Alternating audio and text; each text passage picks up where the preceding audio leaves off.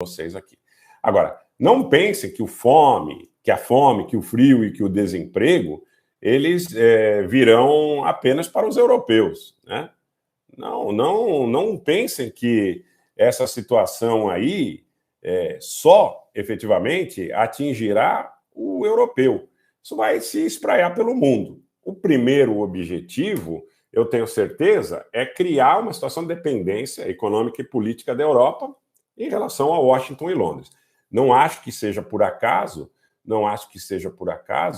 que no continente europeu nós tenhamos assistido o Brexit.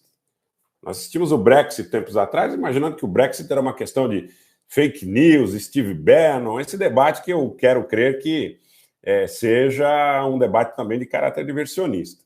Tá?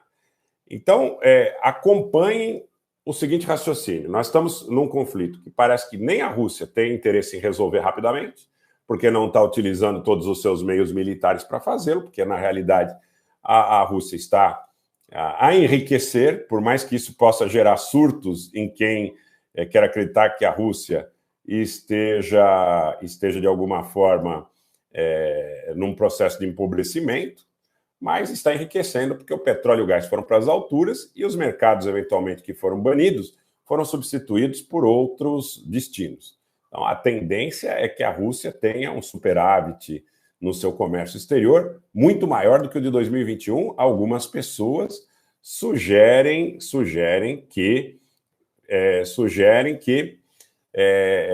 essa situação possa chegar, inclusive, ao dobro do superávit de 2021. Então, parece que a Rússia não tem intenção de terminar rapidamente com esse conflito.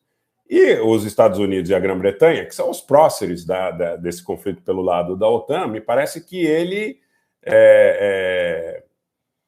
cria um mecanismo que vai levar à fome, o frio e o desemprego à Europa, que vai colocar a Europa, já sem a Grã-Bretanha no seio da sua organização, com fome, frio e desemprego. A Alemanha resiste duramente. A Alemanha é uma economia muito próspera, muito rica, tem uma indústria muito forte.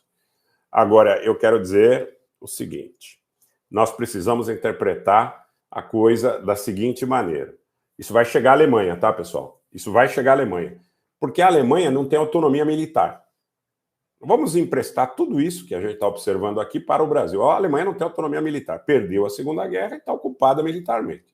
Então, ocupada militarmente por base dos Estados Unidos, da Grã-Bretanha, os fluxos de material bélico desses países com destino à Polônia para que cheguem à Ucrânia, muitas vezes usam do território da própria Alemanha. Então, vamos combinar, né, pessoal?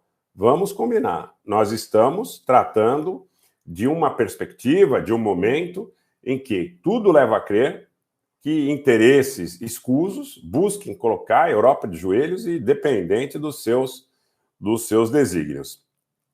Por que está acontecendo isso?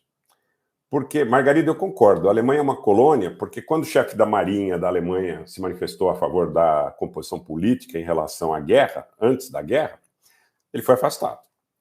E a aliança do Scholz tem uma forte característica vinculada à aliança aí com a presença dos verdes, a Agenda 2030 e a OTAN. Isso é nítido e certo, claro, como 2 e 2 são 4.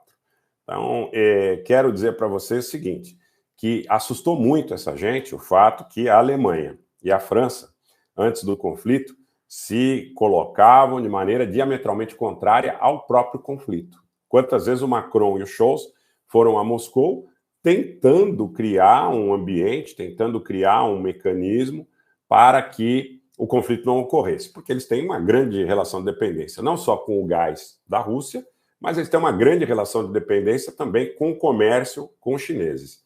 E eu afirmo categoricamente, naquela live que fiz com o Leonardo Atush, está com quase 100 mil visualizações recentemente, apesar de ter sido relativamente curta, aí por volta de 40 minutos, o destino desse ataque capitaneado por Washington e Londres é o controle político da Rússia como escala para o controle político da China.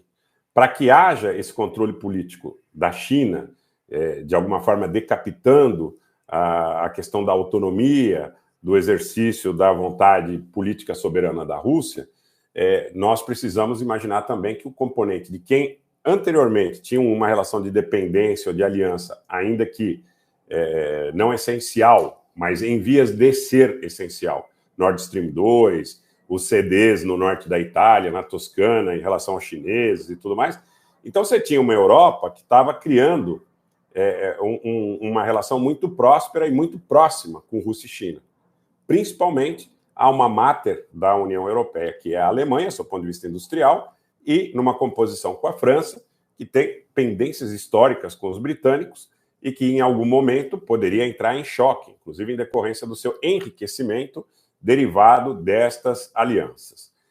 É um conflito de viés ideológico, sob o ponto de vista de um mundo unipolar, e mais do que de um mundo unipolar, em relação ao controle de estados nacionais, de oligopólios que estão enfronhados nas estruturas desses estados nacionais, que são os famosos e conhecidos deep states, atribuídos majoritariamente a Washington, mas que também têm uma participação muito significativa na política